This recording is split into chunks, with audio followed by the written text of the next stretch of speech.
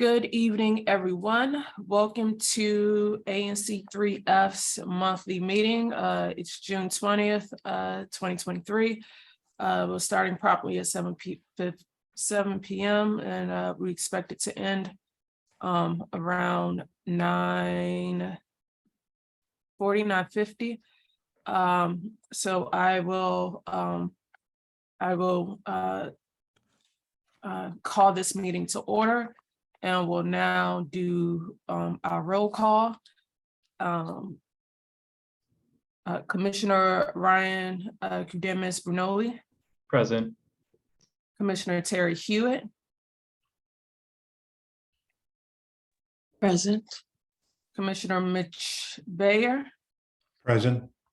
Commissioner James Tenderick. He is saying that he's present in the chat because he is currently traveling. So he is present. Commissioner Courtney Causton.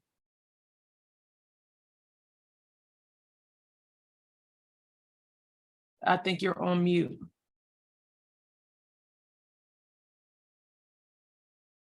Commissioner Courtney Causton. She was here. I guess she'll be back.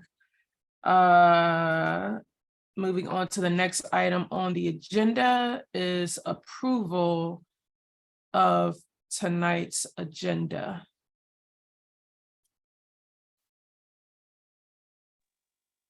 I second.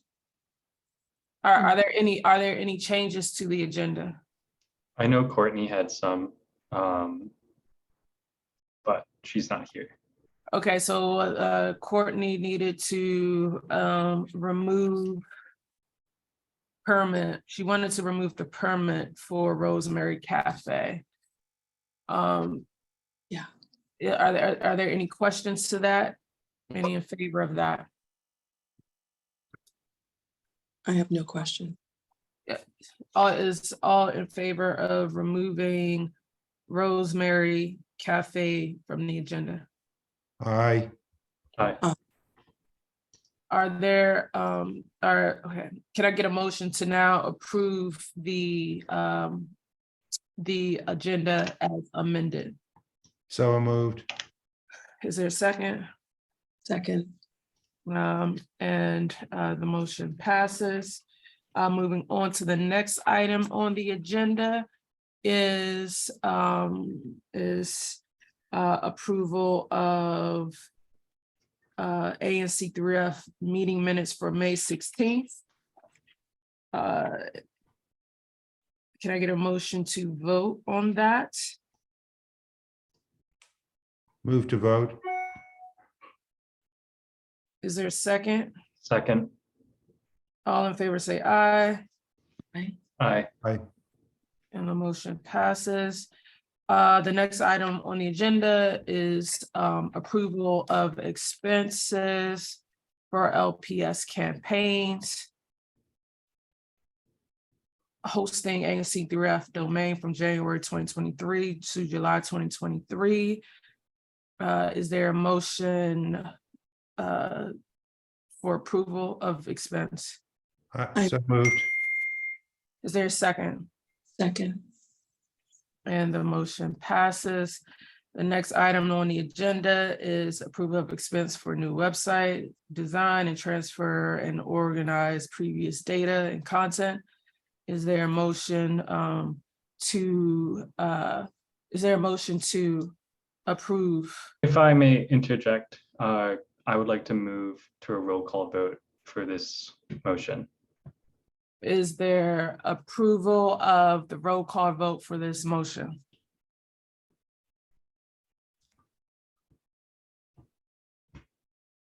Yes.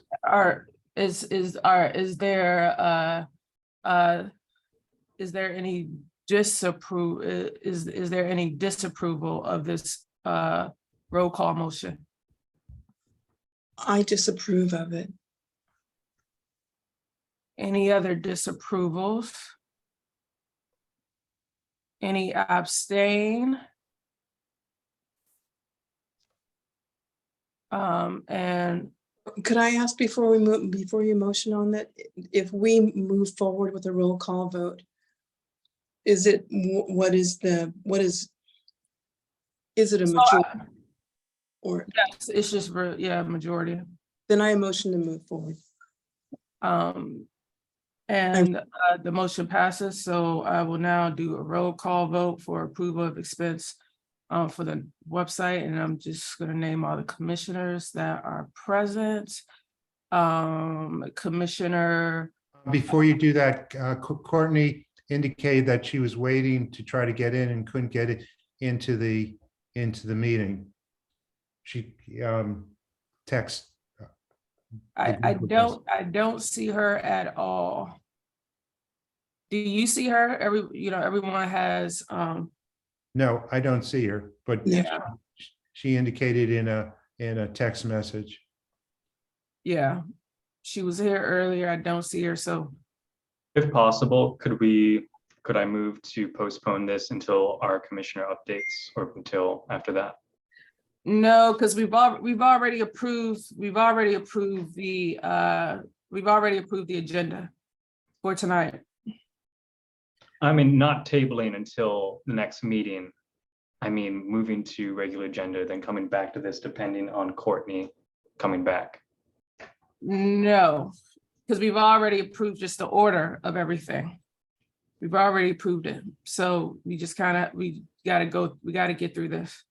Yeah. And right now we're in the middle of doing the roll Roll call. call We've vote. already approved it. So I'll start with in order for commissioners, commission and say A or nay. Commissioner Ryan Kudemis Brunoli, Nay. Commissioner Terry Hewitt. A, I'm sorry. yes, affirmative, A. Commission. And Ryan was no. Commissioner Mitchell Bayer, Aye. Commissioner James Derrick, Aye. Commissioner Courtney Carlson, not present. And then I am for it, so the motion passes.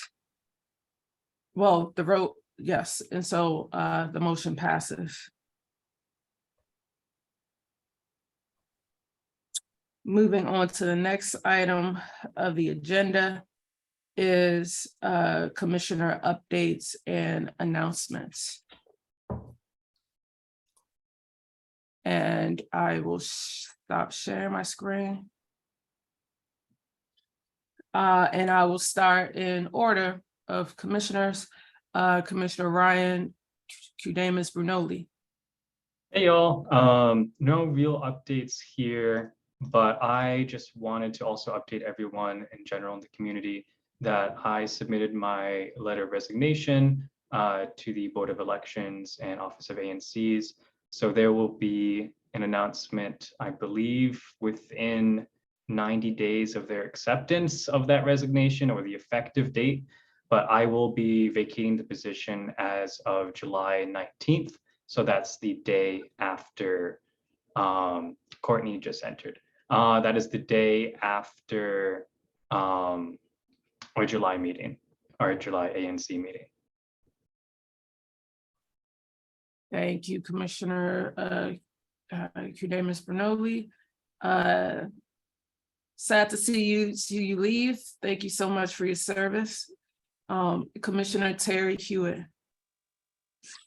Madam Chair, the only update I have, Housing Committee, we had a meeting weeks ago. The main focus is and has been on property managers and their support. It included car wash issue with the noise component as well as the line. And those are the main points in that meeting now. That's all I have. All right, thank you, Commissioner Terry Hewitt. Commissioner Mitchell Bayer. No report. Thank you. Thank you. Commissioner James Derrick cannot speak. So I know that his Oh, well, I'll move to schools and universities, but I know that's his update. Commissioner Courtney Carlson.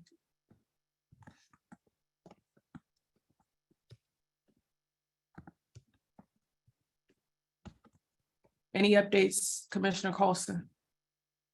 All right. I'm sorry, my internet seems to not be working properly, so I'm gonna just pause for a second. Thanks. No worries.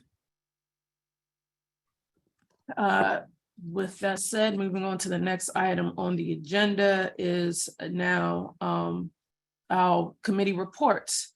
Have I got a report for Streets and Sidewalks Committee? Yes, Madam Chair. Hello, everyone. Good evening. Paul Harrison here, Streets and Sidewalks Chair. Since the last meeting, we were not able to meet as a committee, although we've had a couple folks working on a couple issues, so I can share those with you. We will be meeting again next month. First big issue is the DDOT has, thanks to submission, been looking at safety at the corner of 32nd and Albemarle, which is, as folks know, the primary entrance to Soapstone for our community. They are working on engineering for what are called speed tables, which are a version of speed humps there, because I guess they have determined that cars going up and down that hill are exceeding the speed limit. If folks are familiar with the intersection, there's a lot of people crossing there. It's an uncontrolled, there are no crosswalks and there are no stop signs or other speed restrictions on Albemarle Street. Thanks to Commissioner Hewitt, he's also suggested some improvements at the intersection of Connecticut and 32nd, including a look at no right turn on red and some other changes in the signage up there to improve pedestrian safety. So we expect some feedback from them. We continue to have resistance to the crosswalks, one because of the way the stormwater drains are there, and another because DDOT is struggling with the idea that actually the Soapstone Park entrance is, everybody thinks that's National Park Service land, but it is actually a platted DC street. It is actually the unpaved extension of Audubon Terrace. So we're trying to convince them that since there should be an intersection there, there should be a proper crosswalk there. Commissioner Carlson may come back to this, but she, as our commissioner rep, has been focusing on figuring out what DC Water and DDOT are doing with the upcoming stormwater, in-street stormwater upgrades in the northern part of Forest Hills, which is a significant opportunity for both beautification and stormwater reduction, but frankly, effective traffic calming. And as you folks have heard me talk about before, DDOT is recommended by the Federal Highway Administration when they do the kinds of changes that they're talking about on Connecticut Avenue, which is often referred to as a road diet, to do traffic calming designs in the adjacent streets.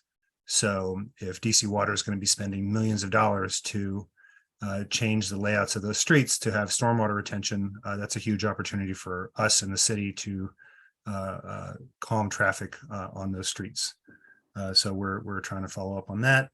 And lastly, as Commissioner Hewitt mentioned, the continuing conversation about the car wash and the Burger King.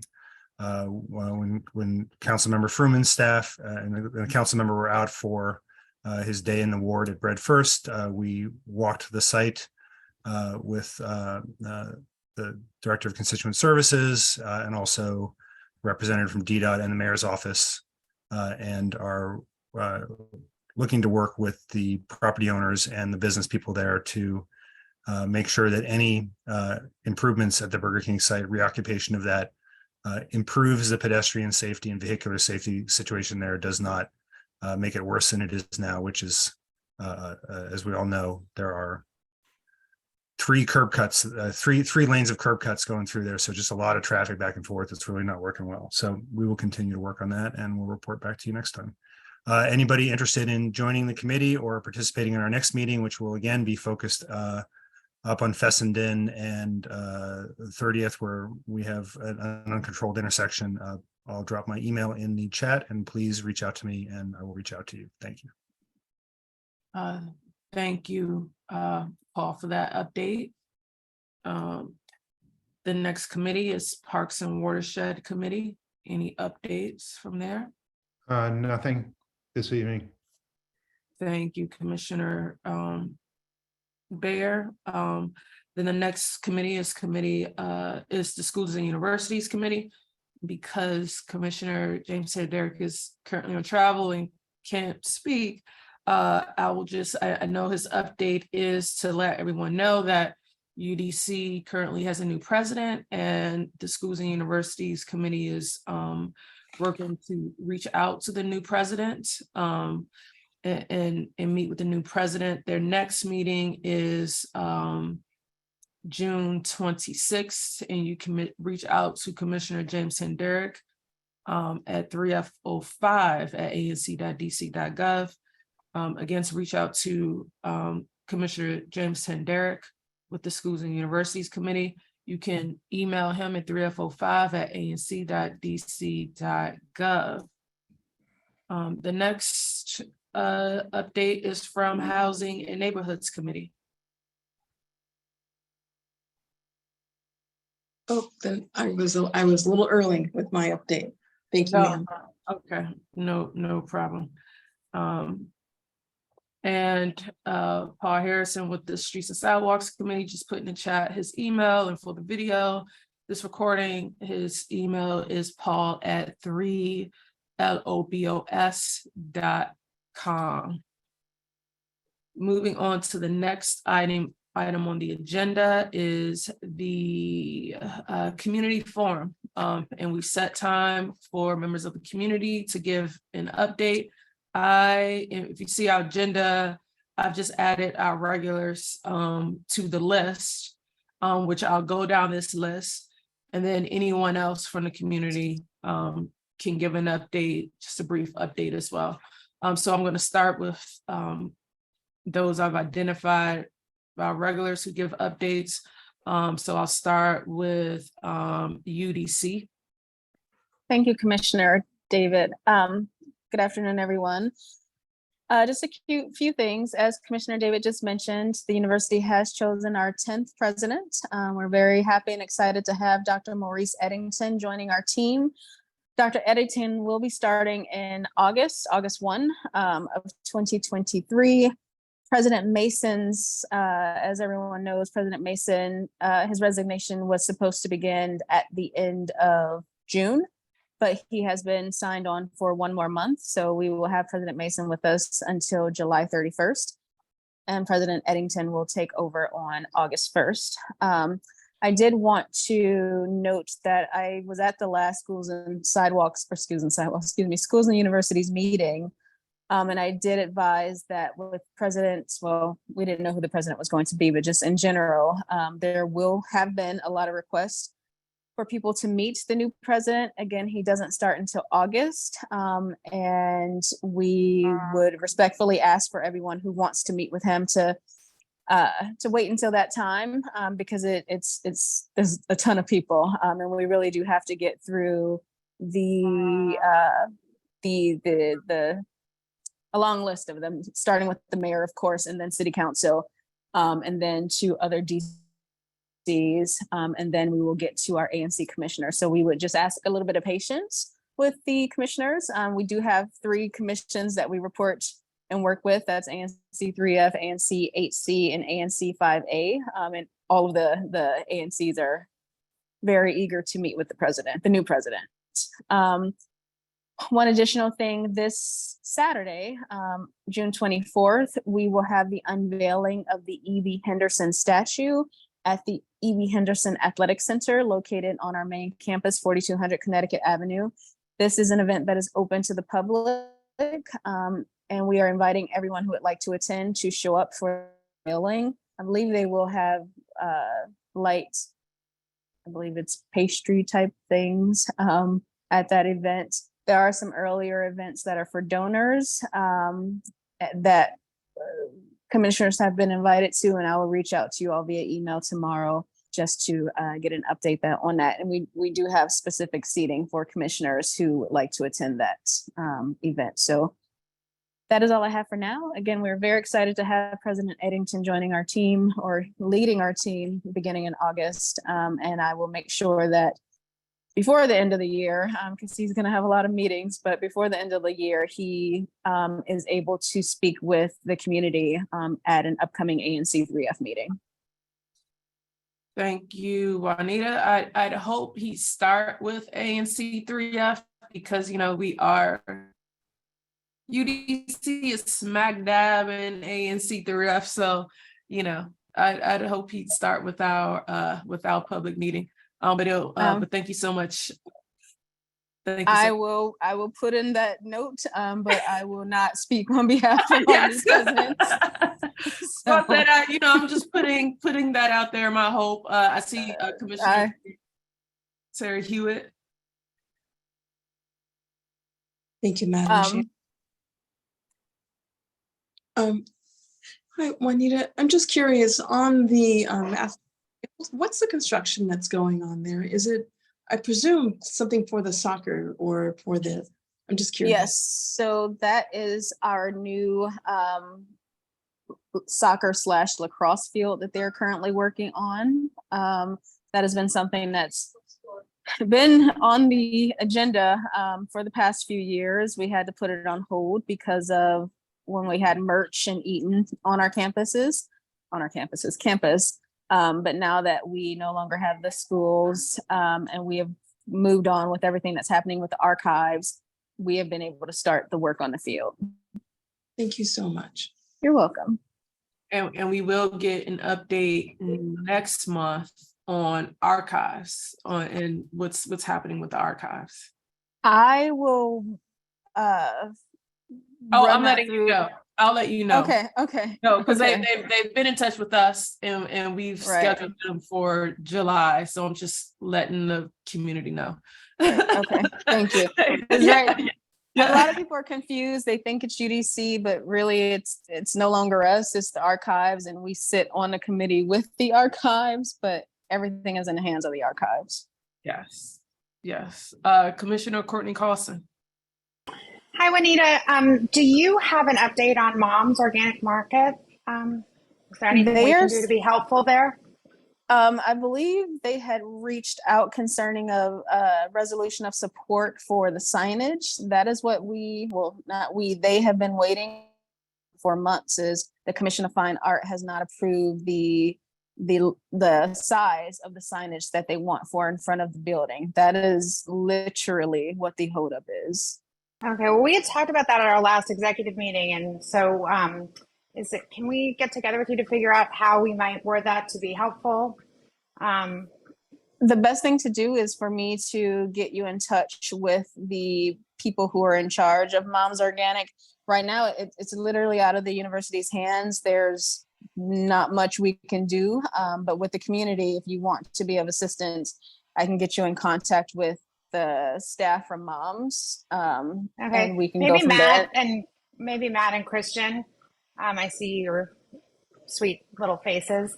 And the the penalty you have for that is maybe you guys can also be helpful, because this seems like a long time for a business to be not here in the neighborhood that will bring a lot of people and for sort of sounds like some silly red tape, if I might.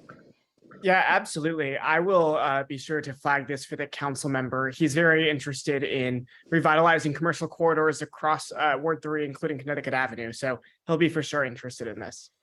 Yeah, so maybe Excellent. If we all work on it together, we can have a little more juice here. Organic Mom's juice. Mm-hmm. Also, well, I do want to add that, speaking of juice, it was announced, and we can finally talk about it. You all knew about the Fuddruckers and the Chick-fil-A that are coming into the student center. Renovations have been completed for those two spaces, and they will be opening up at the beginning of the semester. So Chick-fil-A and Chick-fil-A and Fuddruckers will be opening. In addition to that, Doghouse will be moving into the space that was previously occupied by Acacia. I believe Doghouse is a hamburger and hot dog facility or restaurant that they have in other places around the city and I believe in a DMV. And then there is also a boba tea. I'm sorry. Juanita, you started. I'm sorry? Am I breaking up? Hello? Yes. Hello? Yes. Yes. Okay, what part did you hear the part about doghouse? Yes. Doug House. Doghouse. I'll okay. put it in the chat. Sorry, I'm down at Union Station. Okay. At the lower level, so it's a little well, it's not noisy, but I'm in a basement Okay. essentially. Okay. And in addition to Doghouse, we have boba tea that's coming, a tea house. And they'll be both in the location where the law school currently is. Okay, I see a question from David Weinberg. Yeah, just want to give a comment first of Juanita. Thanks for all of your hard work with that and the information you provided. One of the things that I think is very exciting is that the facilities in the Student Center, the Fuddruckers and the Chick-fil-A, both of those will have access to the, as I understand it, an outdoor patio on Connecticut Avenue. And that's really exciting because that will help bring more life, more street life along Connecticut Avenue. And I was uncertain about that, but I did get that confirmed. So that's actually really, really good news. So that's coming up in the fall. And then with Doghouse, who has a very nice establishment in Silver Spring and elsewhere, they have a liquor license. So that should add some life as well to Connecticut Avenue. So, you know, it's been a long time coming, but things are finally happening. That's really welcome to see. So thanks for the update. You're welcome. I do want to add though, for Doghouse and for the new boba tea establishment, they both have to do renovations to the spaces. As we've talked about in previous meetings, the university, because of how everything is situated, we cannot provide upfront costs for the renovations. So those establishments will be putting in the money, and I believe I've read that it's about $2 million that each independently will be putting into their spaces. So it will take about a year for those spaces to be fully renovated. But once they are done, they will be opening and you will start seeing renovations in the upcoming weeks. Thank you. Thank you, Juanita, for updates and safe travel. Thank you. And I'll put some information in the chat about the new president and then about the new eating facilities that are coming. Okay, thank you. You're welcome. Thank you, Commissioner. Moving on to I see Christian. Have you got any updates from Councilmember Ward 3 Councilmember Matt Fruman's office? I do, thank you. My name is Christian Damiana. I'm in Councilmember Matt Fruman's office. I just have a few quick updates.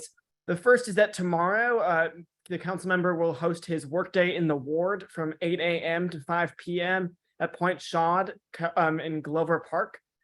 This is his second workday in the ward. Many of you likely attended his last one, which was in Van Ness. We were excited to have great turnout and hear from so many of you about the issues you're concerned about in your community. We are also pleased to announce that the Wilson Aquatic Center finally reopened on June 12th. This is very exciting and something the council member has been pushing for many months, in addition to improved transparency and communication from the agencies. But unfortunately, upon reopening, the pool's operating status is still subject to changes in humidity. So if humidity levels rise again, the Wilson Aquatic Center will have to close. That's to maintain safety. In response to the council member's letter, though, they did agree to open the Hearst pool at 6 a.m. daily beginning June 26th. So there'll be expanded hours to make up for issues with the Wilson Aquatic Center. Other than that, please fill out our constituent services form if you need assistance. I'll be sure to paste it in the chat.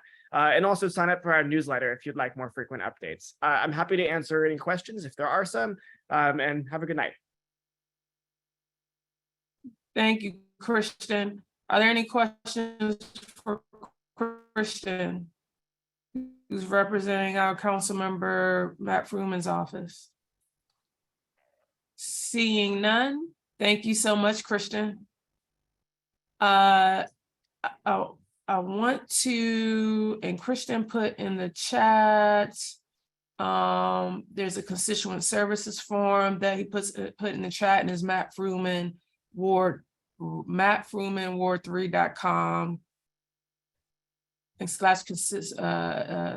Well, go to Matt Fruman Ward3.com to get more updates from his office.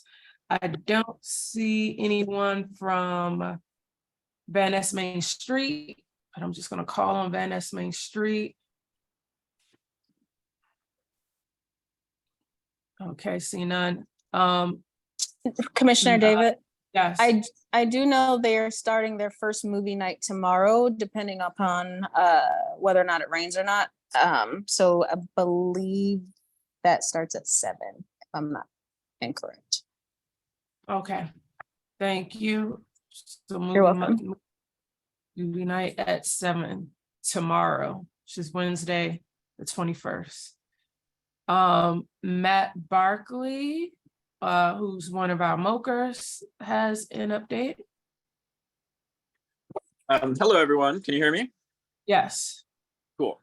My name is Matthew Barclay. I'm the Ward 3 liaison for the Mayor's Office of Community Relations and Services. My number I'll put in the chat, and also my email. Please reach out with any thing that you need. Also, okay, so I have some announcements. This week we have 2 press conferences. One is Launch into Summer. It's going to be at Wednesday, 11 a.m. at the Raymond Rec Center in Ward 4, 3725 10th Street Northwest. Basically, this is a summer readiness press conference. You're going to learn about everything that DPR is doing, the Marion Barry Summer Youth Employment Programs, DCPS Summer Learning, and much more. So basically, like an overall of what we're doing to keep young people engaged and safe this summer. Also, Thursday at 11 a.m. at the Cedar Hill Hospital, the new Cedar Hill Hospital in St. Elizabeth. Mayor Bowser will detail the progress of Cedar Hill Hospital, and I'll give you more information about that in the chat as well. You can read about that promise and the promises that were kept from the mayor's office, or from the mayor. She also launched her downtown action plan. I'll have links in the chat so that you can check those out along with the meeting, the kickoff meeting that she did, I believe it was last Wednesday. Also, there was a telephone town hall to gather community input for the priorities of the next chief of police. There was also a survey. I put it out on all the listservs. Hope you guys participated in that, gave your input, but you can rewatch the teletown hall at the link I put in the chat. Also, there's a statement about the budget. I'll put that in the chat. It's summer pool season. I'll put more information in the chat about all the pools that are open and their times, as well as the spray parks.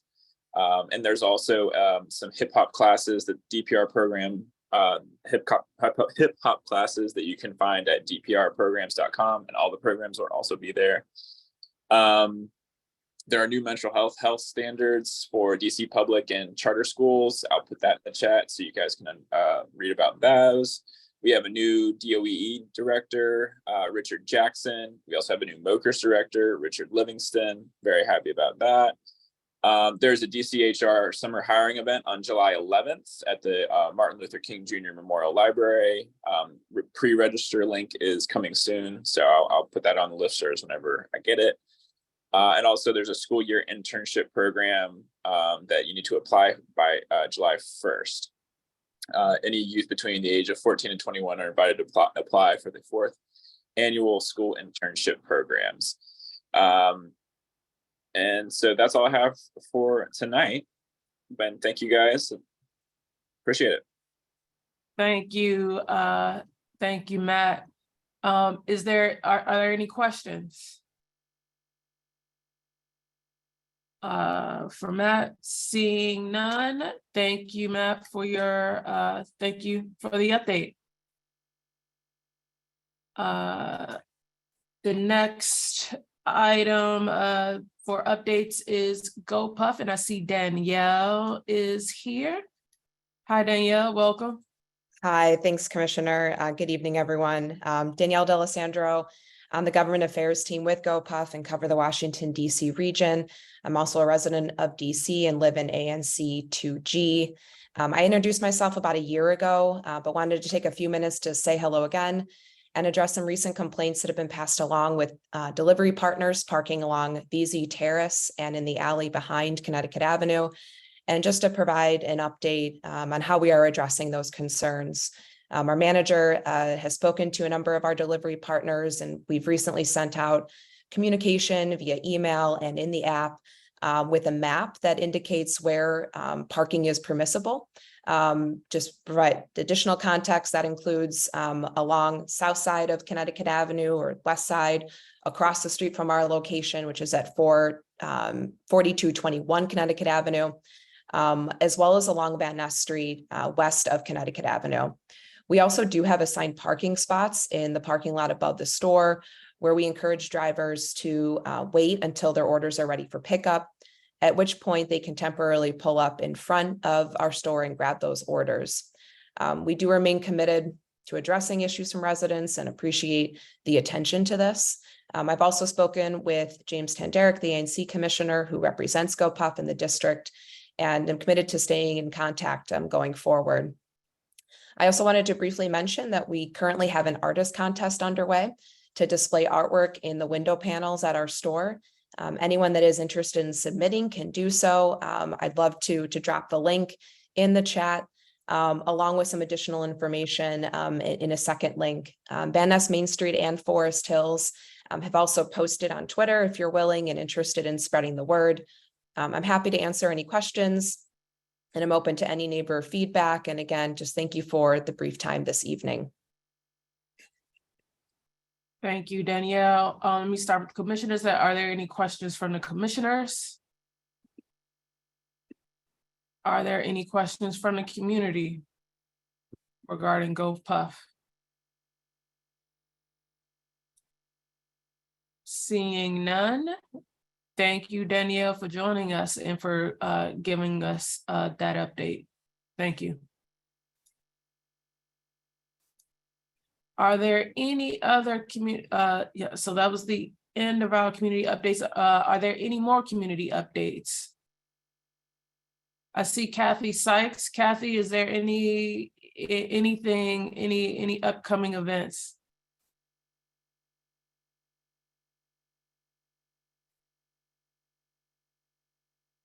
Seeing none. I will move on to the next item on our agenda.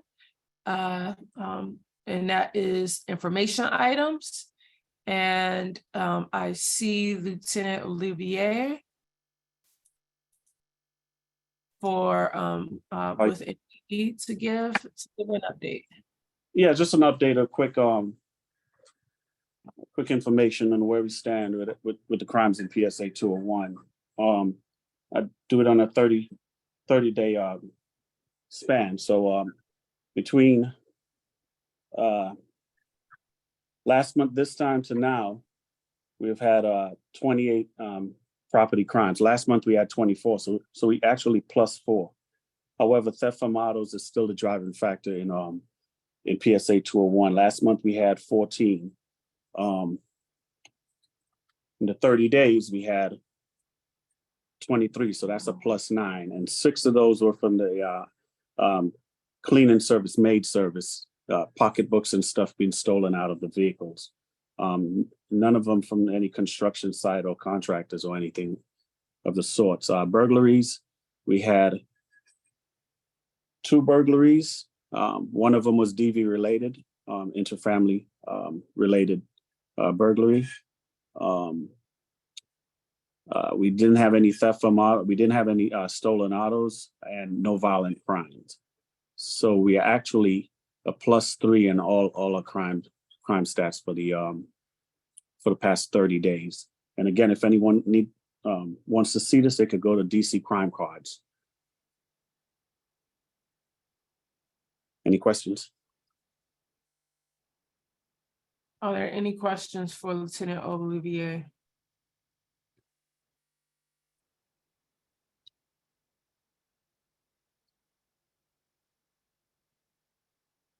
Any commissioners, any questions? Any questions from the community?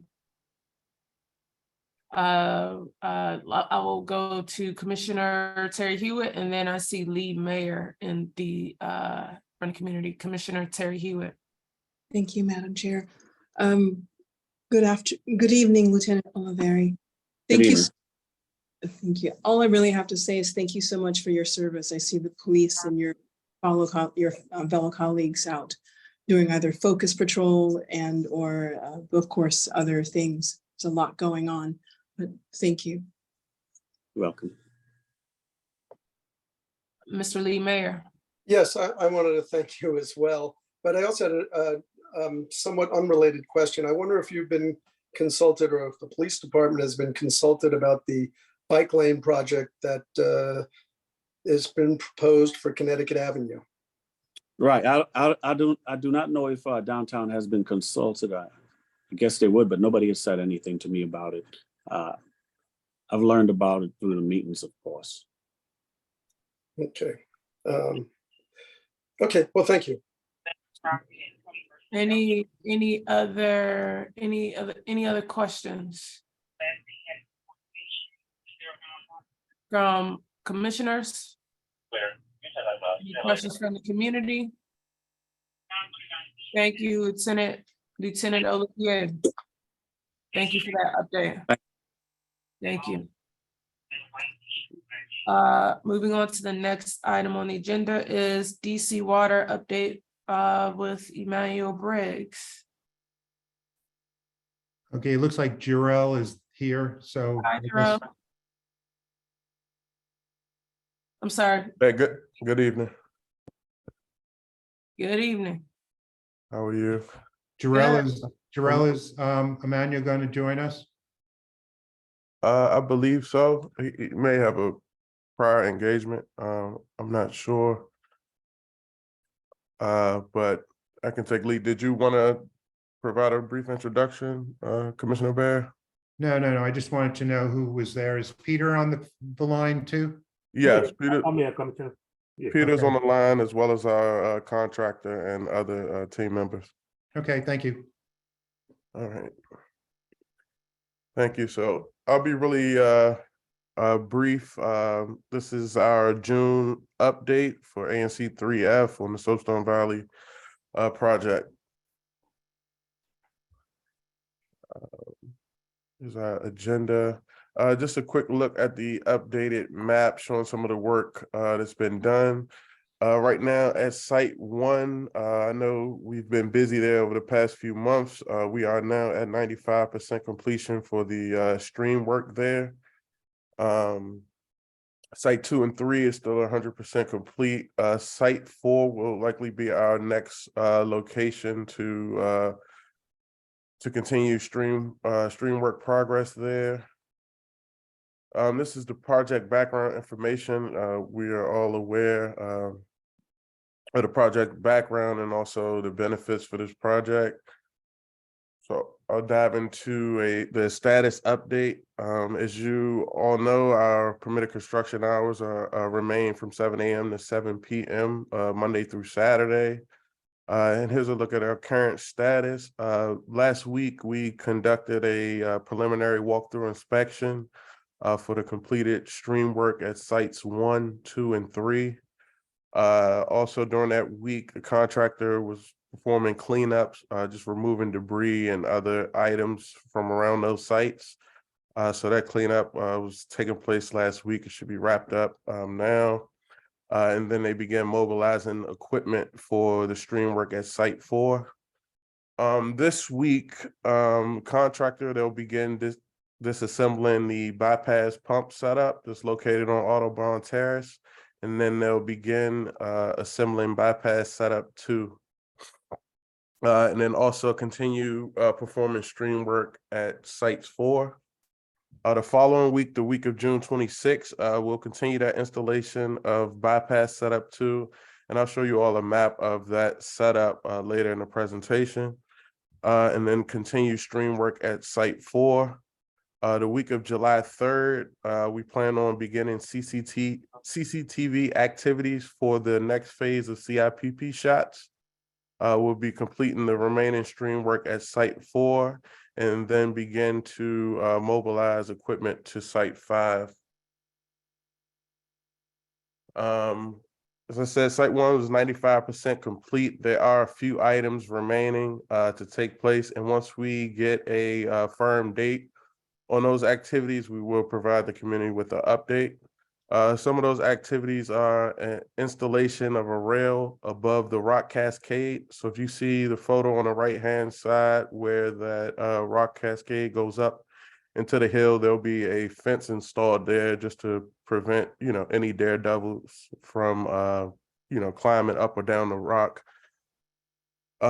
We have to install a gate on outfall F117. That's the concrete structure in the in the photo on the right-hand side. There'll be a gate in front of it.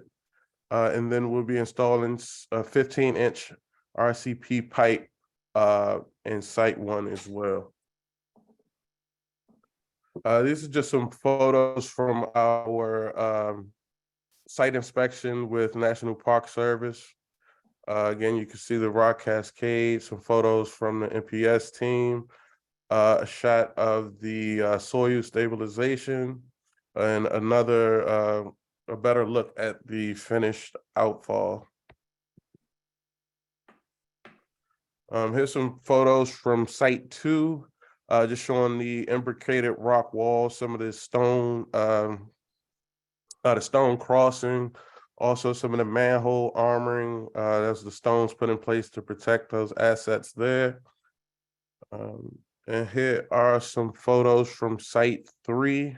Also, you can see the imbricated rock wall, the stepping pool, and also the rock crossing. So NPS was thoroughly pleased with the walkthrough of all these sites to date.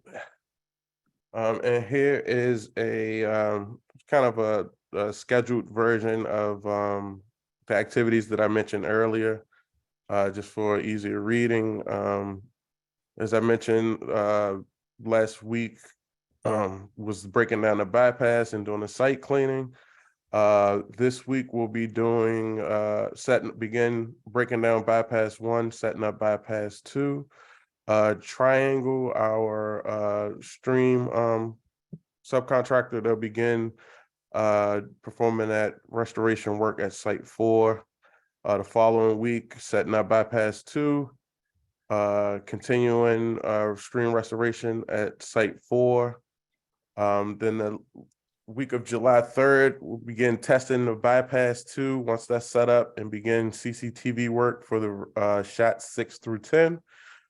And Triangle will continue working on Site 4 until that's complete and mobilizing to Site 5. With that, I'll hand it over to Joel with IPR, and he'll walk through the sequence of the next shots. Good evening, everybody. As you can see here, this is shot 6 that's going to involve installing from manhole 10412 to 10414. Boiler truck will be located at the downstream manhole, looking at 340 feet to be lined. I don't know if anyone has any questions, or we can move to the next slide. Shot 7, we're looking at installing from manhole 9762 to 10414. We will be inverting from the upstream of the boiler truck at the upstream manhole. That's 9762. Yep. Moving on, shot 8, we will be lining from manhole 9764 to 9762.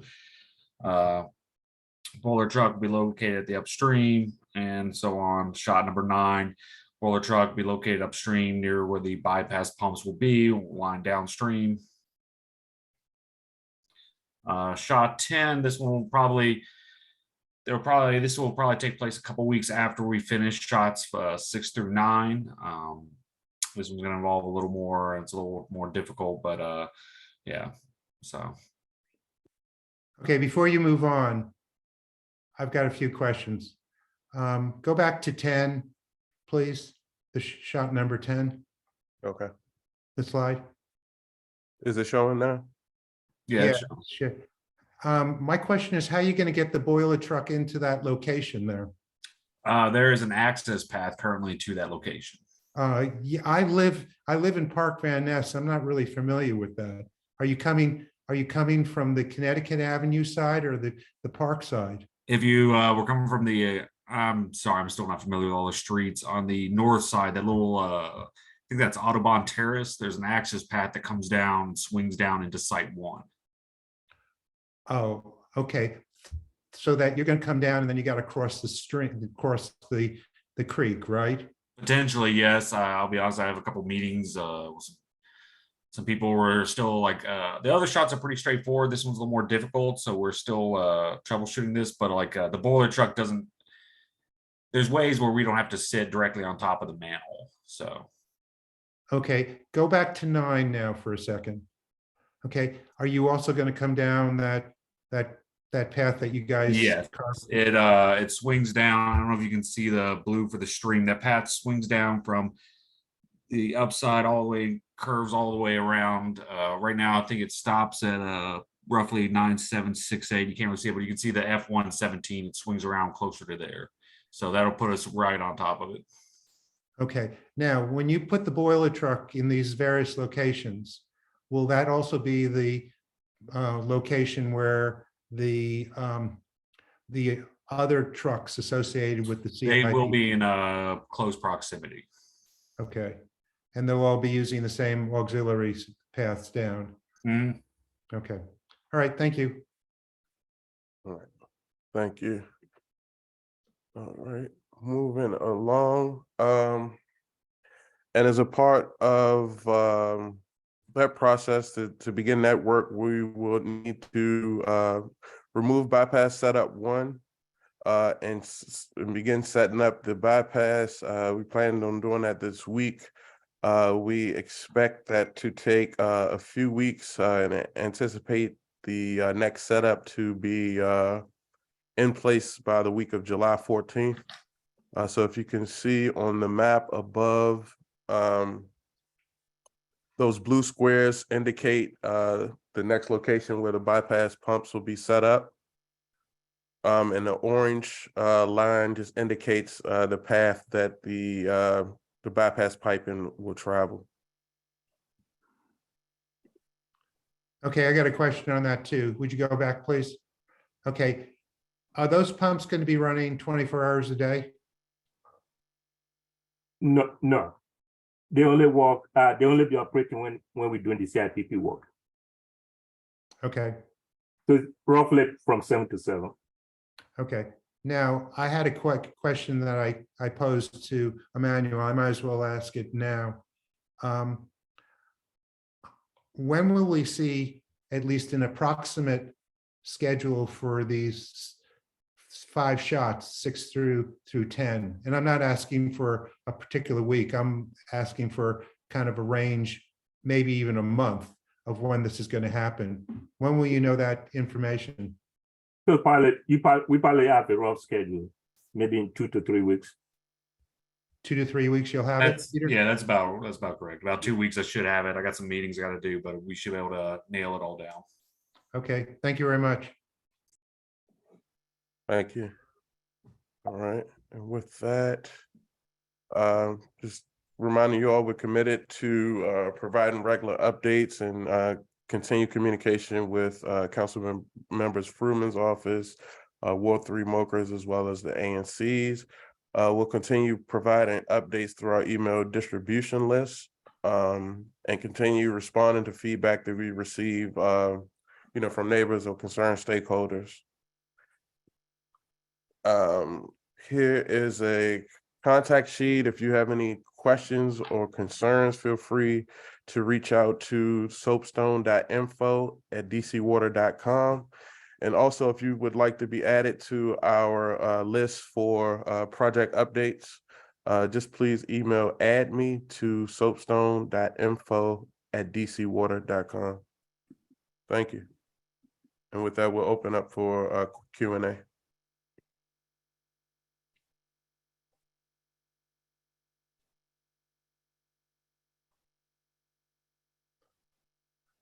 Well, I'll jump in and ask a Yeah. few questions. Yes, yes, thank you. And starting with Commissioner Mitch Bayer. Okay, can you go back to the picture, the slide that you have of the rock and cascade, please? You got it like 4 times there, so you should be able to find something real quickly. Oh, yeah. Okay, go back. There. Okay, you got it. Go. Okay. You indicated that you're going to have some type of railing at the top of the hill there. Are you also going to put something at the bottom of the steps so you don't have people adventuresomely trying to walk up that's rock cascade? Yeah, Commissioner Beer, we work this with NPS.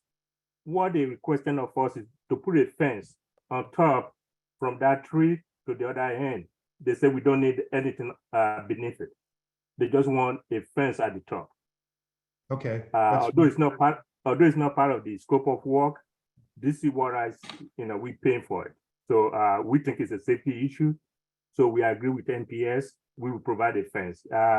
They provided us with we just got it today. They provided us with a detail of the fence. We're gonna give it to the contractor to give us a quote, how much it's gonna cost. But NPS doesn't want us to put anything at the bottom. They just want us to put a fence at the top. Okay.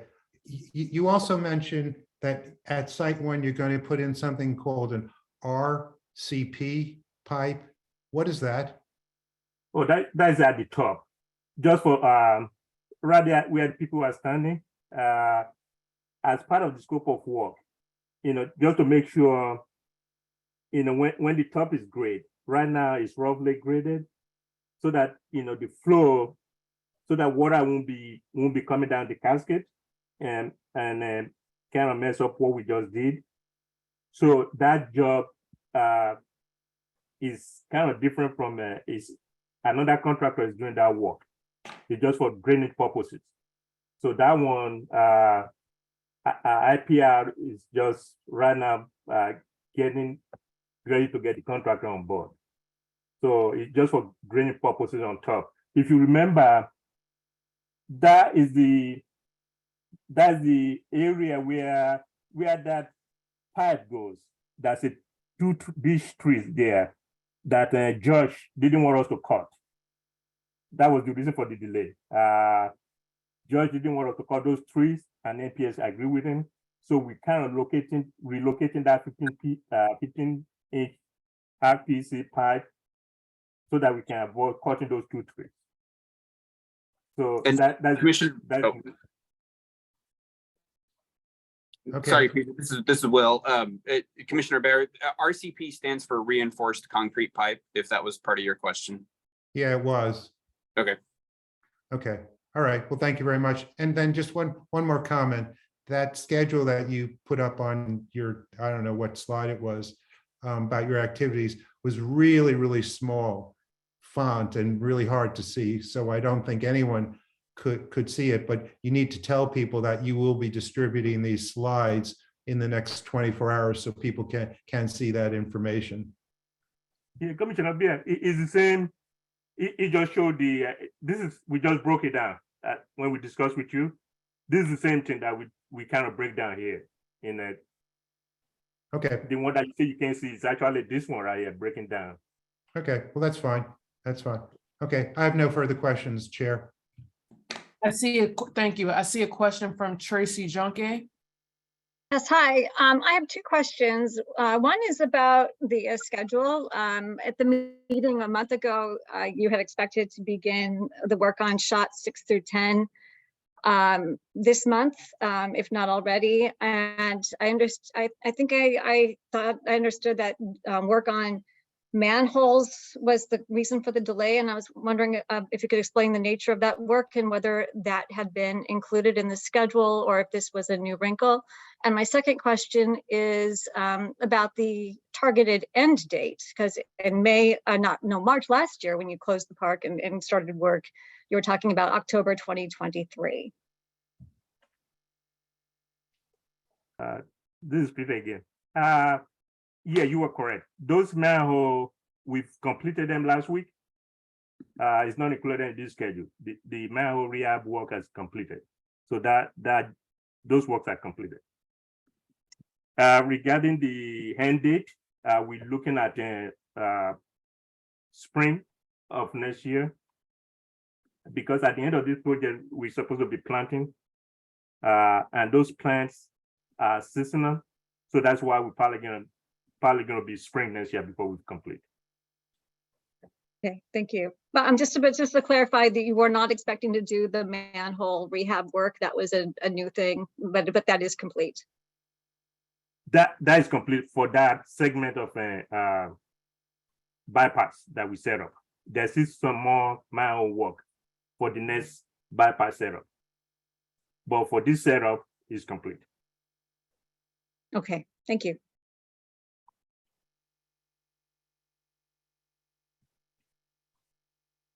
Thank you. Are there any other questions from commissioners?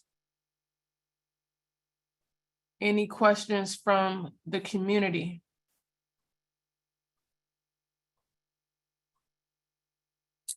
Any questions from the community? Any questions from commissioners? Seeing none. Thank you, DC Water, for your presentation. See you next month. Okay, hey, one more thing. Emmanuel, Yes. I think Emmanuel just came.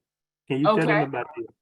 Yes, I'm here. So I'm going to your point, Commissioner Bayer, I'm about to send out the slides from tonight to the community at large. So you all will have a copy of that. I know the schedule, you said it read a little bit small, so you'll have copies of that.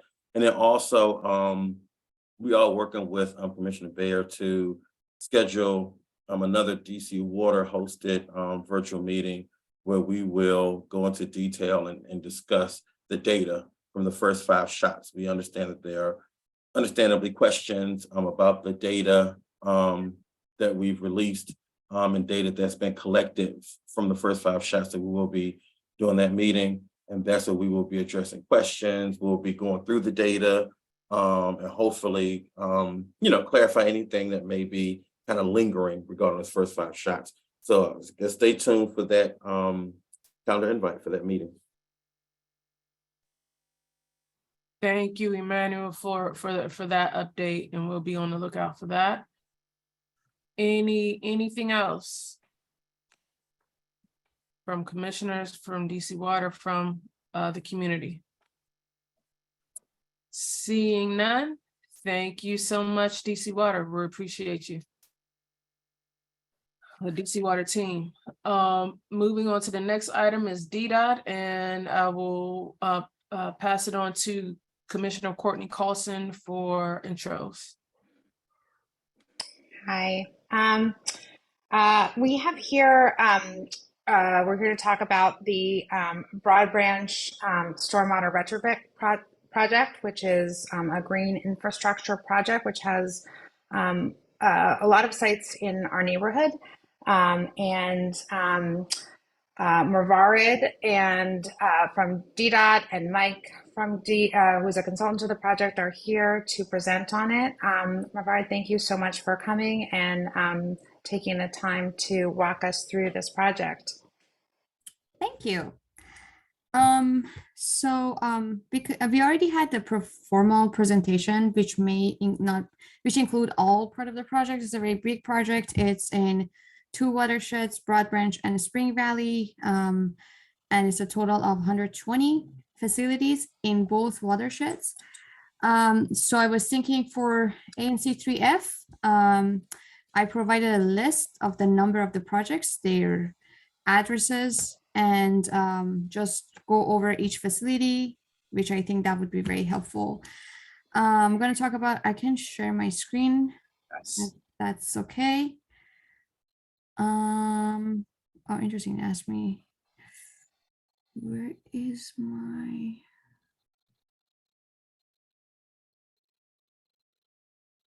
interesting. It's asking me which sheet, and I don't see my website. 1 second, please. Yeah. Do you want me to share your website? I can put your website no, up. that's okay. No, I do it myself. I'm just gonna make sure I'm doing it right. I have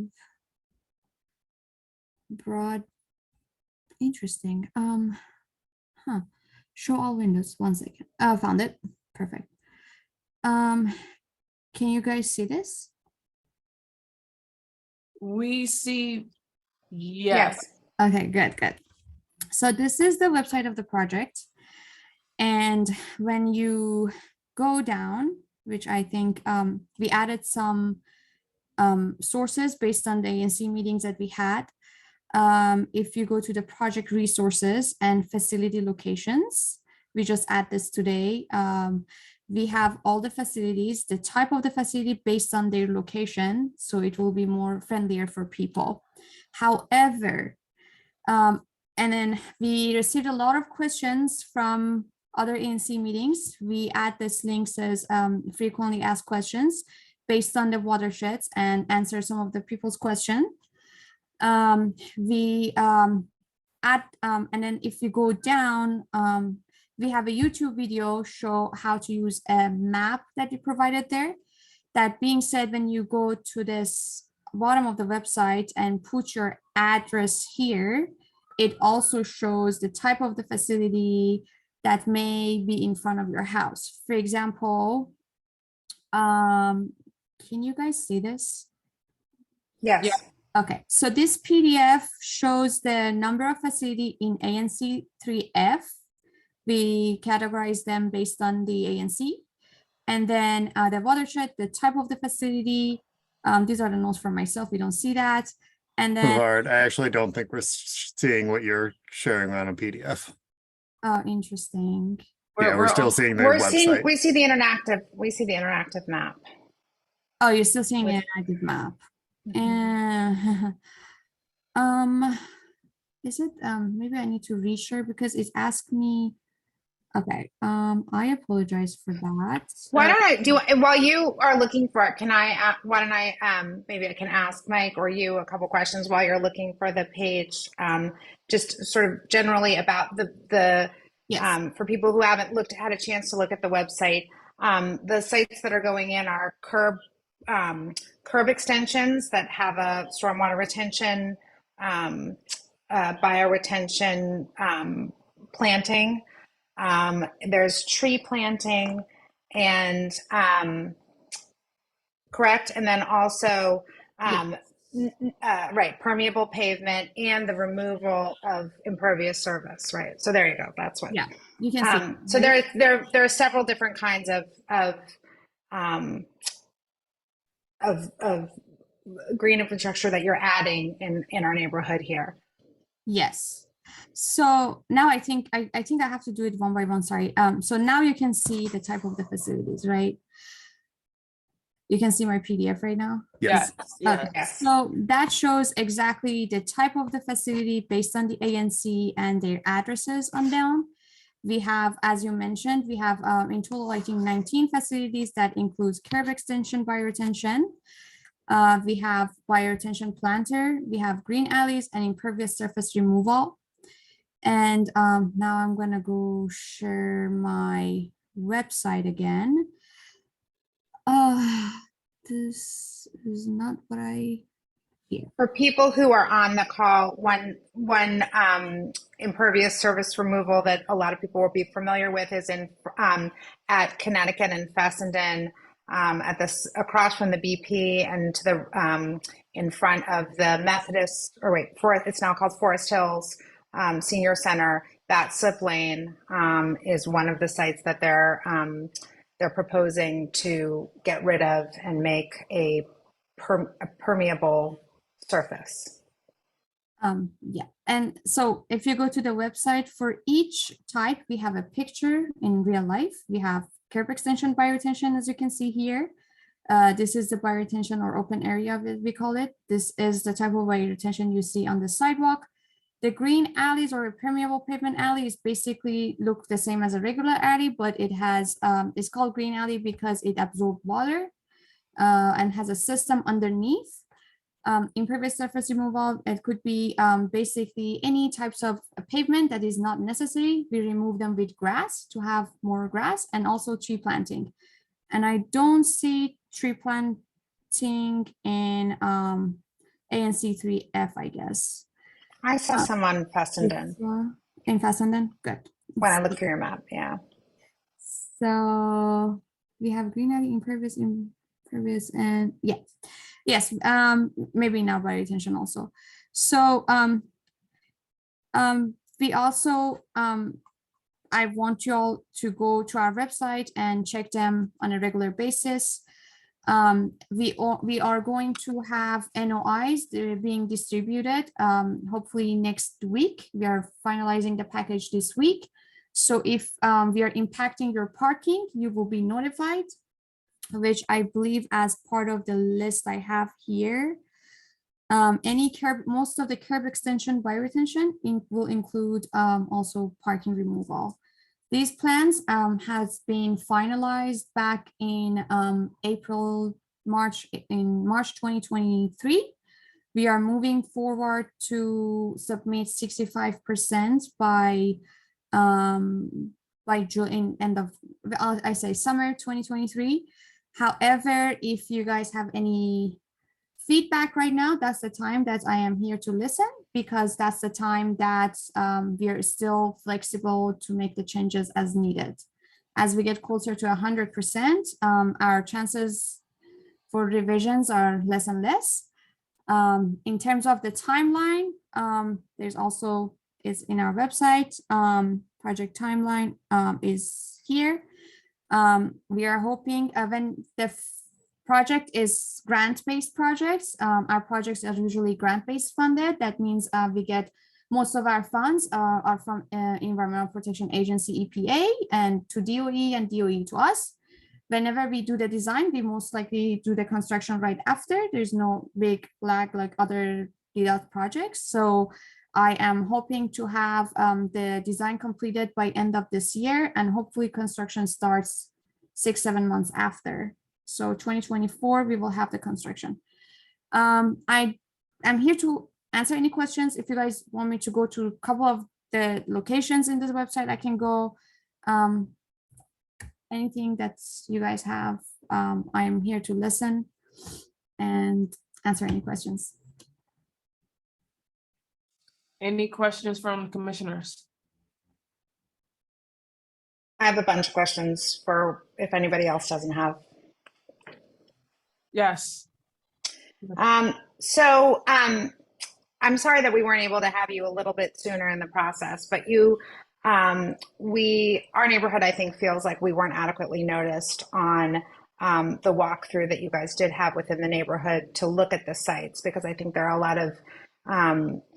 lot of neighbors in this area that are interested in not just the stormwater work that is impactful here, which is great and we're really enthusiastic about, but what you're doing has tremendous impact in terms of the Connecticut Avenue redesign, and some of it in fact touches the Connecticut Avenue redesign. For example, the slip lane that's being removed that I talked about earlier. So I'm a little bit, I really want us to be able, like I told you on the phone the other day when we discussed this before, I think there's a big opportunity here, and I'm wondering how this project is able to, or how it's currently meshing together with the Connecticut Avenue redesign, how it looks at the traffic. I don't know if Christian Pinheiro was on from DDOT as well, but like I know there's issues with speeding, and we've done a traffic study recently on Linian. And to do some of those curb extensions on Linian would be really impactful. Linian both has stormwater issues and speeding issues. So I'm wondering how you address that with the other things that are important that could really be meaningfully impacted by your project. I answered this question, and I also led Mike to add if I miss anything. We are, as part of green infrastructure projects, we are trying to use them for multiple purposes. So right now we are looking at intersections that allow us to use green infrastructure also to improve safety. So if we assess and see that we can use, for example, the curb extension within the intersection to shorten the crosswalk and improve the safety, we are right now currently assessing that in terms of safety improvement. If you guys have if you see any bioretention close to the intersection that is not an intersection and you are aware that is speeding or there are some other issues, you can let us know. You can email me. You can also comment here in our website and let us know so we can look into this more. But I know as part of 30% design, based on the feedback that we got, we also looking at intersection redesign and using bioretentions to improve safety. As part of design engineering manual, if we are disturbing any areas that are not in good condition, if it's ADA ramp, it should be upgraded. If it's a sidewalk, it should be upgraded. When I was doing site visit and we were looking at a project, most of the asphalts and areas were in good condition. As part of the site selection, we are looking at the condition of any asphalt or concrete of the surface that is not in good condition. We are looking into those more to put impervious surface for those locations. So in terms of Connecticut Avenue, Mike, are you guys a designer for Connecticut too?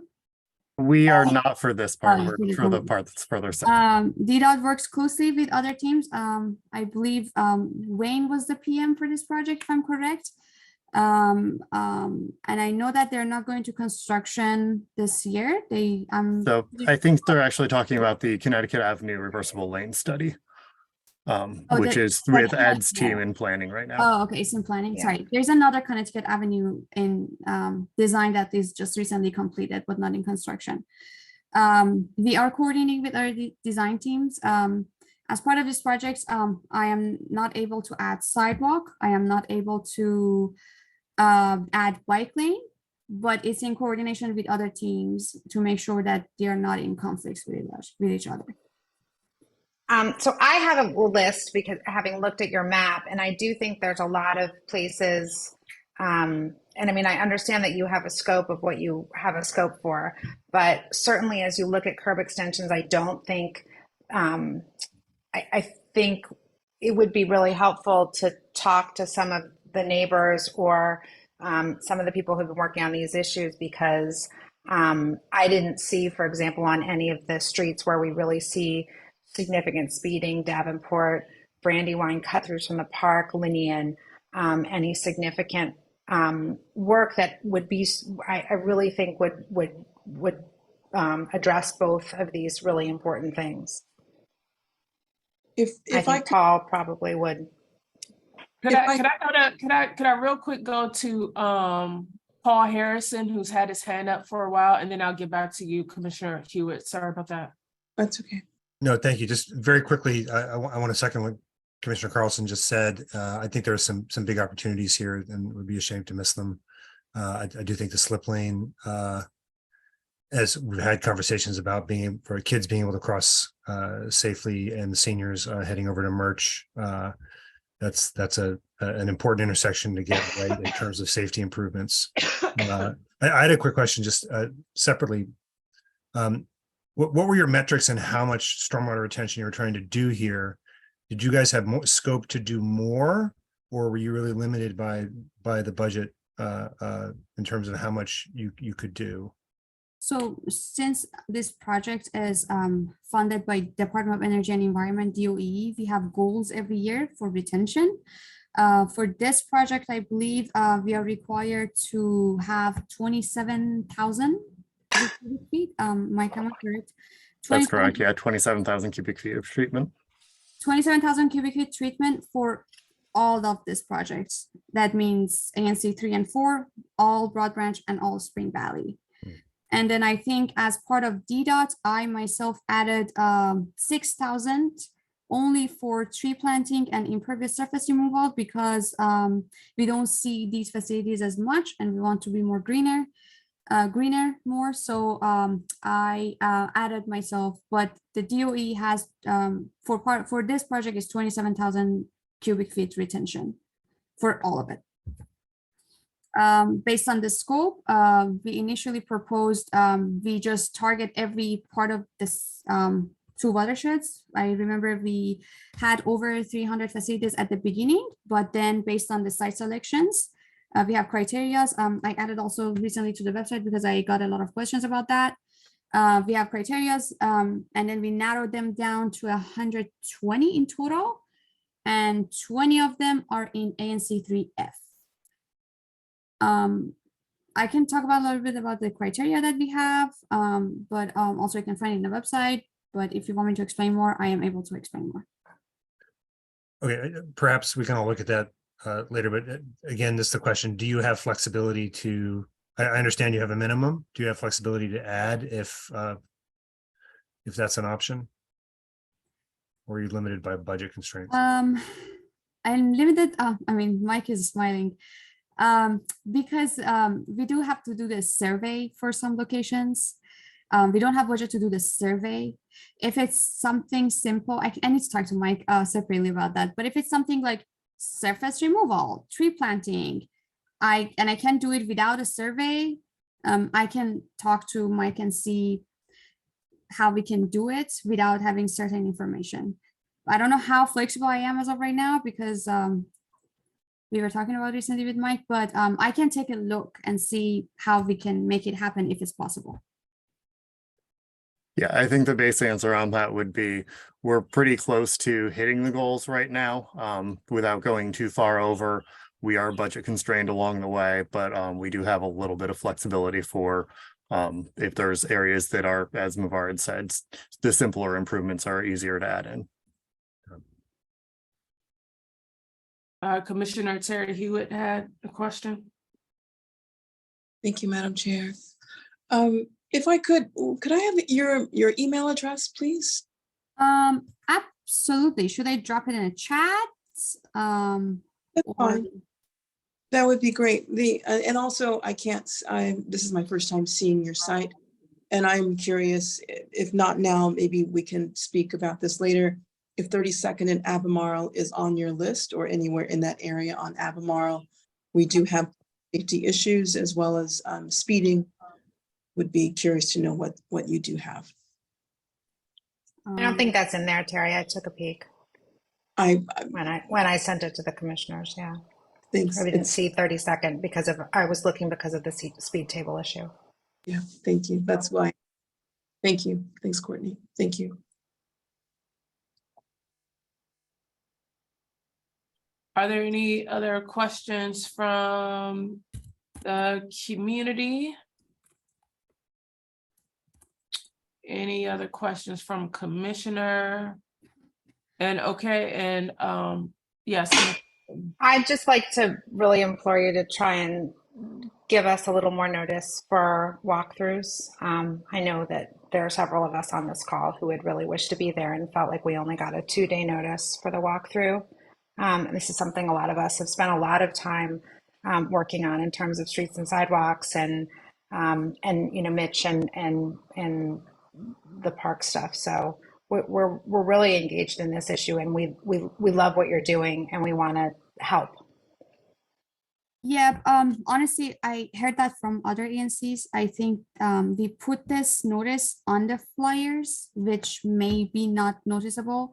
But now that I'm working with all ANCs separately, I have the contact list of each of the ANC that I'm working with. I am able to send those out directly to you, myself. We also have an outreach specialist, and we also have a consultant who does outreach for us. So I am able for the next one. I don't know if I have a walkthrough, but we have another public meeting coming up. I am able to coordinate better. However, if you miss anything, there's no problem. I am always available to join, to hear. If for my time, there's no budget, I can come. If I need consultants, that would be a little bit issue. But if I can, I will definitely come. I always update Christian. Christian couldn't come tonight, but I always coordinating with him and make sure that if I can't attend, we have someone from DDOT. So anytime you have questions, please send me an email, text me. I can come into your house if you want me to come and explain things to you. From my time, I'm available.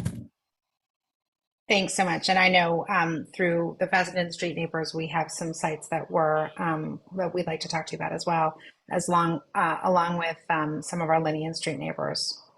Thanks. No problem. Thank you. Thank you, Mubarak and Mike, for your time. We appreciate you. Thank you. Thank you. There's not anything else I can drop off, right? Okay. Oh, yes. Thank you. Have a good evening. Thank you so much. Have a good evening. Thanks, Mike. Thank you. Bye. Thank you. And moving on to the next item on the agenda is the grant application for Undesign the Red Line. And I believe that is Ms. Barbara Kraft, correct? Correct, Chair David. Thank you very much. And with me tonight is Patty Jensen and Bill Jensen, who are part of the team that I'm part of working on this exhibit. And thank you, everybody, all the commissioners, and especially my single member district commissioner, James Tanderick, for helping me shepherd through this application and for your attention at this late hour tonight. I really appreciate it. Okay, so I, Barbara Kraft, am a resident of ANC3F. I live in Commissioner Tanderick's district. Patty and Bill Jensen, who are on with me tonight, are members of St. Columba's Episcopal Church on Albemarle, right near Wisconsin Avenue. I'm a member of Temple Sinai, and together with a number of people from other congregations throughout Upper Northwest, we are a planning team that's working on bringing the Undesign the Red Line exhibit to Upper Northwest. Early next year, our timetable hadn't been certain until this point, but it looks like we're shooting now for the early part of 2024. Patty, are you going to show our slides? I'm hoping you can see them now. I'm sharing my screen. Okay. If you can try again, because Patty, you tried, but we didn't see anything. So if you can try that. Okay. Bear with me a second. It was. I can keep talking, Patty, while you're looking. It says it's loading. Okay. So some of you may have heard of this project, Undesign the Red Line. It's a traveling exhibit that tells the story of how federal and state and local policies created the practice of redlining. And it focuses on exploring the residual effects of those policies in particular neighborhoods. So, and how racial inequities that resulted from those policies are kind of baked into our neighborhoods today. So our team, led by St. Columba's, is seeking a grant from ANC3F to help pay to bring this exhibit to Upper Northwest. We're also asking other ANCs in Ward 3, and so far we've gotten pretty good hearing from several other ANCs, and our team leads from St. Columba's have met with the office of the ANC, and the director of the office, Mr. Bays, is quite enthusiastic too about this project. What's really cool about it is the way that it sort of builds on our educational power to support storytelling, community building, and mobilization. So beyond explaining redlining, each time the exhibit is displayed, so recently some of our team saw it in Howard County, Maryland. Some of our team saw it downtown at the PEPCO headquarters several years ago. Recently, we watched a video of the team that did it in Columbus, Ohio. So each time the exhibit is displayed, it's created anew by the people who live where it's displayed, by the community where it is. And it talks about how our particular neighborhood has been shaped by the forces of redlining. It also leads, and this is the great part of it, to conversations about how to undo those effects. So we do workshops at the exhibit, or meetings or book discussions or classroom field trips at the exhibit, places for visitors to just kind of get together and look at what has happened in our neighborhood, in our case, in Upper Northwest. Look at what has happened and just kind of talk together about what the future might hold. So it was created, the Undesign the Red Line exhibit itself was created by a firm in New York called Designing the We. It's a design studio that focuses on social innovation and community-driven social and economic development. It's appeared in locations all over the country: New York City, LA, Cleveland, South Bend, Winston-Salem, other places. Our local planning team, and as I mentioned, it's St. Columbus, myself from Temple Sinai, a few people from Chevy Chase Presbyterian Church, Adas Israel Congregation, National United Methodist Church. We have been in through St. Columbus is kind of our lead on this, our lead contact, have been in dialogue with Designing the We, which created Undesign the Red Line. We think our audience for the exhibit is going to be residents of Ward 3, including ANC3F. We're especially interested in engaging young people and families on this historical conversations. So, for example, I've spoken with the director of religious education at my synagogue, which covers a wide range of grades. And we're talking now about how kids could be brought on field trips, or how the content of the exhibit could be incorporated in their learning. To be very clear, though, this is a secular exhibit. This will be the first time, though, that the Undesigned project has ever been convened by houses of worship. We expect to have very diverse funders and leaders for the project, too. So, for example, in addition to ANC commissioners, we're talking with local businesses, other nonprofits, the National an Alliance for Low-Income Housing, the National Alliance for Low-Income Housing, I can't remember the exact name of it, mortgage companies, banks, real estate agents in our neighborhood. And we're building up our list of pledges. We think that the time is right for this exhibit to come to Ward 3. In the years since 2017, as we know, the murders of George Floyd and so many other people of color, together with the emergence of Black Lives Matter, have raised our consciousness about racial equity. And we think hosting this exhibit now, starting now and then working into 2024, is going to build on this shift in our consciousness and lead to constructive action. In terms of venues, we're thinking about we're looking at very easily transit accessible venues in Ward 3, the different metro stops specifically. Part of the effectiveness of it, we've learned in talking with others who have done it, is a very straightforward, fact-based approach. So it's a forum for people to explore kind of an uncomfortable history without finger pointing, and hopefully coming to kind of a new shared understanding. We think this would be great for ANC3F residents. The exhibit is going to, with this professional staff from Designing the We, the exhibit will support community research into stories from our own neighborhoods, and create sort of safe spaces to talk about things that have happened in our own neighborhoods. We want to build on existing activism at Jackson Reed High School, at GDS, around affordable housing and around anti-racism. We think this is an opportunity to sort of reframe residents' understanding about how Ward 3 and Upper Northwest neighborhoods, like where I live, like where many of us live, came to have this history that it does. And sort of the exhibit will encourage us to sort of ask what's next. At the end of the exhibit, we get to keep the material that we created.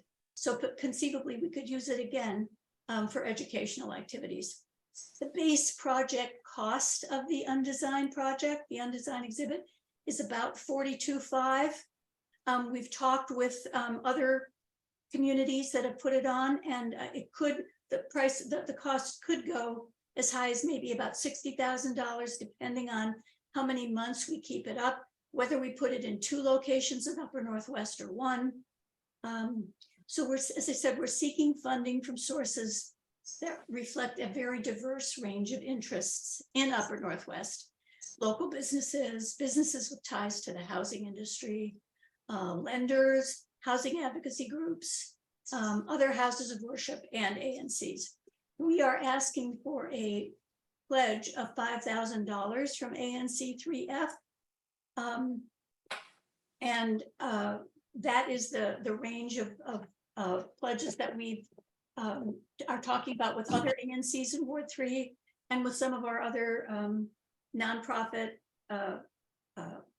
partners and potential sponsors. And I think that's about it. We'll try to send our slide presentation to all the commissioners after this meeting. I'm really sorry it didn't work out, but I think that I think you get the sense of it, and the sense of it from our application, from what I've said. I'm very happy to entertain any questions. I know the hour is very late, but I'll put my email in the chat. And if anybody has any particular questions, please do shoot me an email. I'd be very happy to talk with you. Yes. Our goal is to get our pledges lined up for at least the 42.5 by the end of this month. And we're feeling pretty optimistic that we'll be able to do that. So happy to answer any questions. Commissioner Sarah Hewitt. Good evening. And how are you tonight, Good evening. Ms. Kraft? So the question I would have, I mean, your presentation is lovely. Thank you. And it's timely, especially with the court ruling with last week, with redlining in Alabama. Have you reached out to the University of Columbia, UDC, because they are the #2 social justice university in the country, and they do work on the Innocence Project as well? So just some information on the side. I have made a couple preliminary inquiries, and we haven't really connected yet. Commissioner Tenderek suggested a couple of other people that I might contact directly. So I'm in the process of doing that. I hear what you're saying, Commissioner Hewitt. There are scholars at UDC too who have deeply researched housing segregation in our Upper Northwest. So we definitely want to involve them in this project. One step that I forgot to mention is that we will be standing up.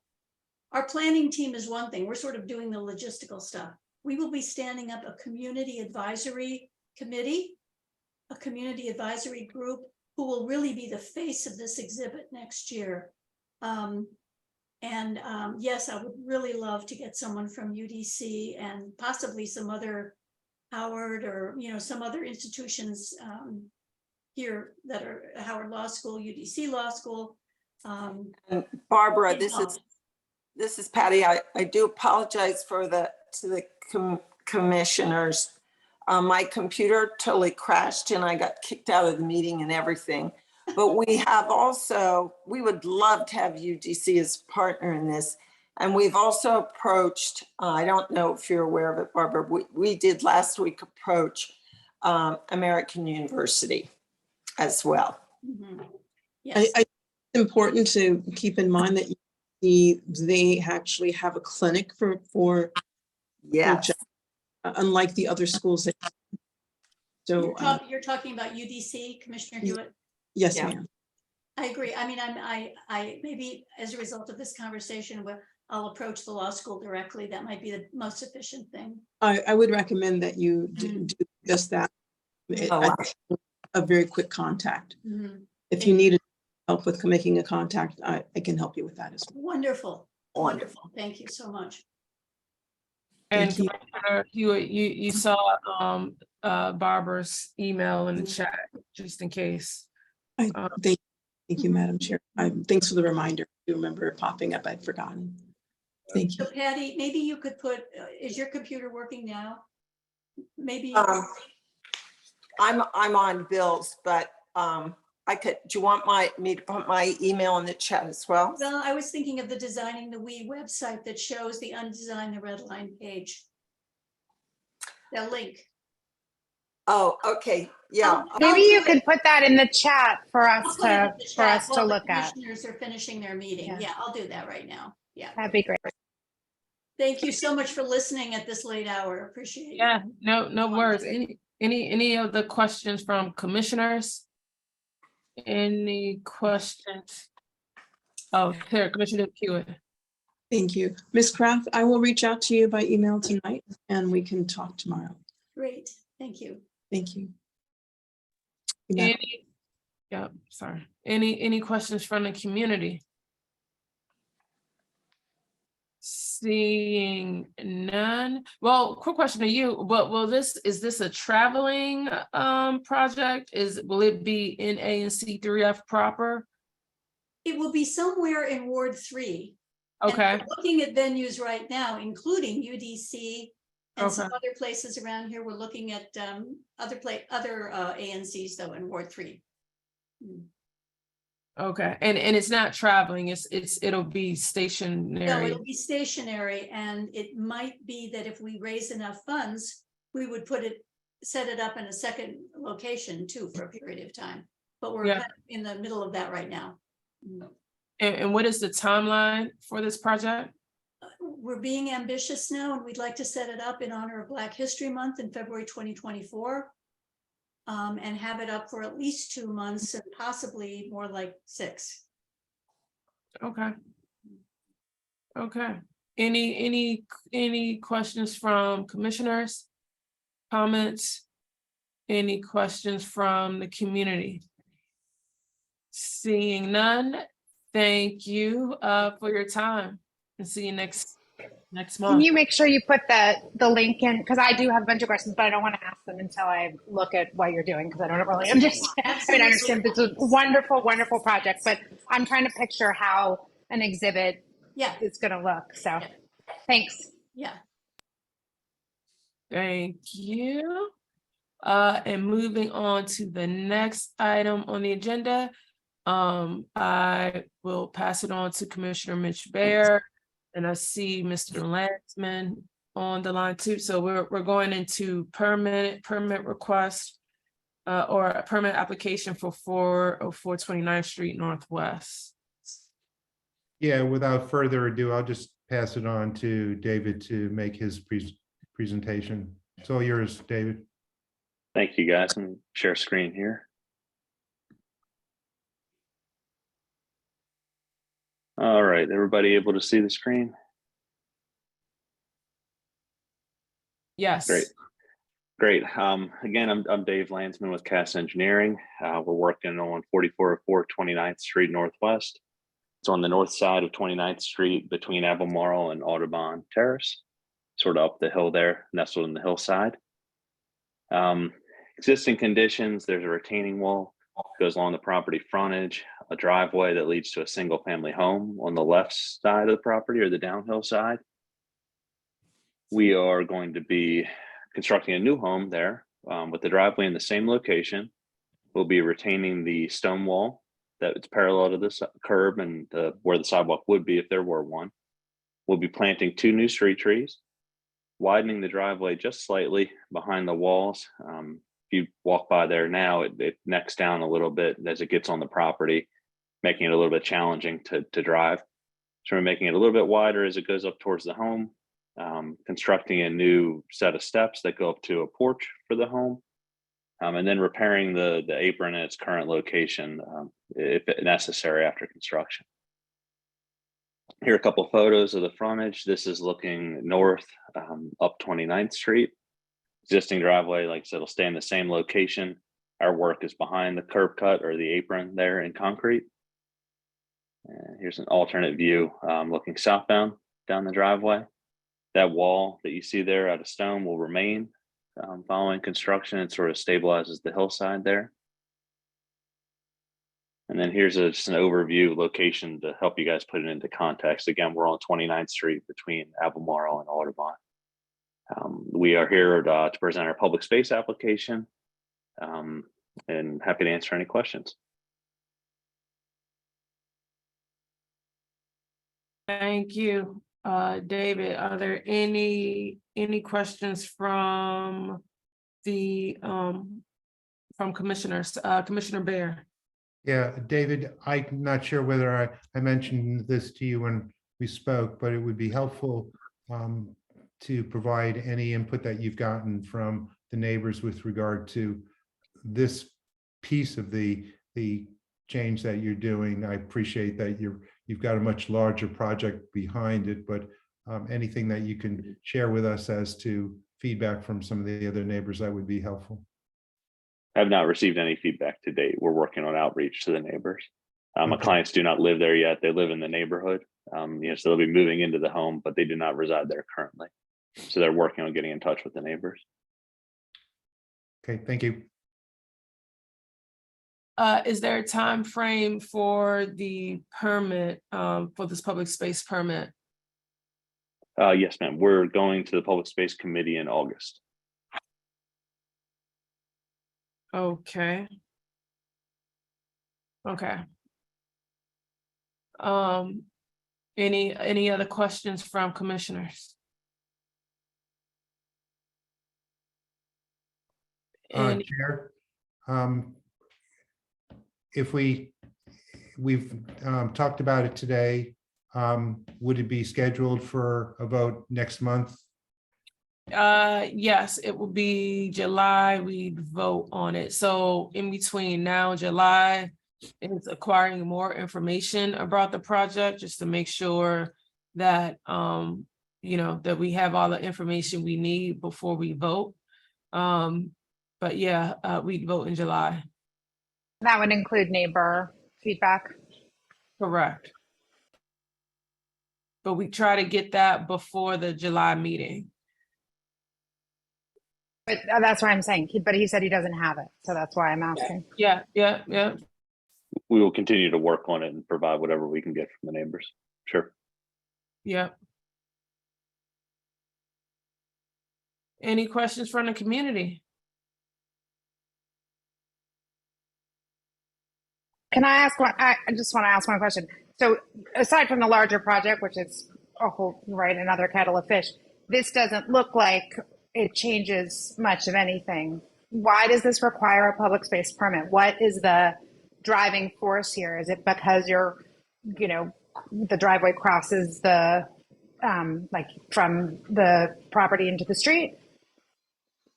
Great question. I'm glad you brought it up. So DDOT for curb cuts, even like this one where we're not moving or even changing the geometry really, when we do a full new build, they're requiring us to re-permit them as if it were a new cut. So neighborhood impacts are negligible. It's a lot of them cleaning up records, and getting a chance to look at it in the broader scope, as I understand it. But that's what's triggering us to come through you guys and go to the Public Space Committee. So it's really like it's not really, right, nothing is changing. No, ma'am. Except for the entire house behind the part behind that it you're there asking us about, right? Correct. And DDOT's regulations are relatively rigid and don't allow us to change a ton. This site is particularly challenging, though, for a variety of other reasons: trees, slope, and the wall. So there's not much we could do on this one. But yeah, you're reading it correctly. There's nothing that's changing driveway-wise. I would be interested. It just the larger issue of the way that neighbors sit on that street because they're angled in towards each other. I mean, it wouldn't seem that they would have an impact on this not changing, but maybe on the larger project, which isn't the issue at hand. Yeah, So, our entire project's I gonna guess- be by right, and the driveway shouldn't be moving. So I Right. can't imagine they would have an issue with the driveway, but we'll continue to try to reach out to them. I know my clients are working on it. Yeah. I just wanted to be clear with that with my own self, which is like, if you're going to be grumpy about something, you can't really be grumpy about this. I don't think. I say as a leading grump in my neighborhood. Yeah. Commissioner Hewitt, I'm sorry. Oh, it's okay. Thank you, ma'am. That street I actually know very well because it's one of my former walking paths before construction started on Soapstone. And it's, I believe if, based on your photo, there's only one neighbor on the other side of the bamboo trees, and that's recently sold. I don't know if it's been occupied, that house, so yeah, there shouldn't be too many neighbors impacted by it. I think there are 1, 2, 3, 4 houses on that side of the street. But yeah, I mean, that's. I guess I think my point is from the, what I was asking earlier, I'm sort of stepping on top of my question, which is, oh, we better hear from the neighbors. Is the neighbors, it's not that they can't, there's nothing changing. So it seems like a formality, right? It sounds administrative. It looks administrative. Yeah. So I might.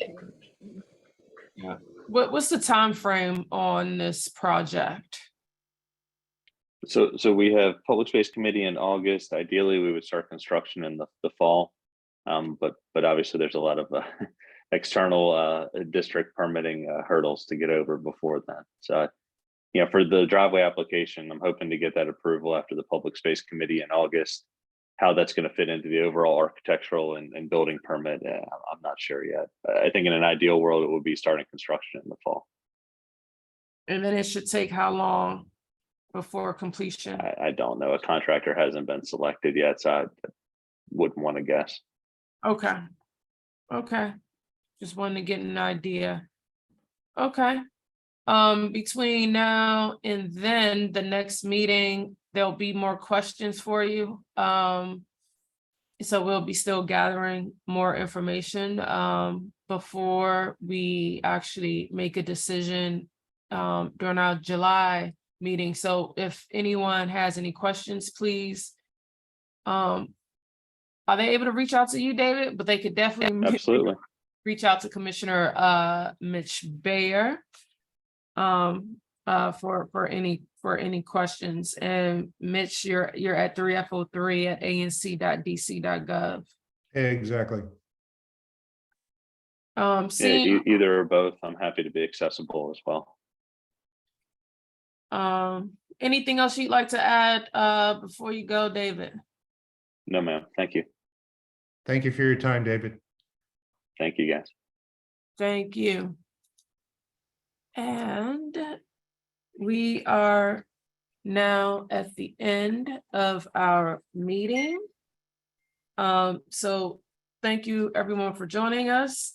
Please join us for our next meeting, which is Tuesday, July 18th, and then we'll recess in August and we'll pick this up again in September.